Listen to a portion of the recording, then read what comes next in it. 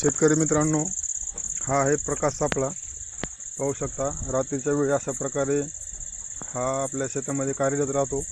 आणि सकाळी जर पाहिलं त्यामध्ये तुम्ही खालच्या फोटोमध्ये पाहू शकता की त्यामध्ये किडीचे वेगवेगळे पतंग त्यामध्ये अट्रॅक्ट होऊन अडकलेले आहेत. आणि अशा रीतीने आपल्या शेतीमधील आपल्या कीड नियंत्रणावरील खर्च आपण कमी करू शकतो.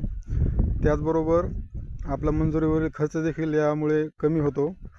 आणि आपला रासायनिक खतांचा फवारणीचा जो वापर आहे यामुळे आपला मानवी शरीरावर होणारी इजा, पर्यावरणाला होणारी इजा आपण रोखू शकतो. त्याचबरोबर हा आहे चिकट सापळा, जो एकरी कुठल्याही पिकामध्ये 25 निळे आणि पिवळे असे दोन्ही एकत्र मिळून 25 चिकट सापळे आपण जर लावले, त्या ठिकाणी तुडतुडे, पांढरी माशी यासारख्या किडी त्याला अट्रॅक्ट होऊन त्या ठिकाणी त्या फसतात.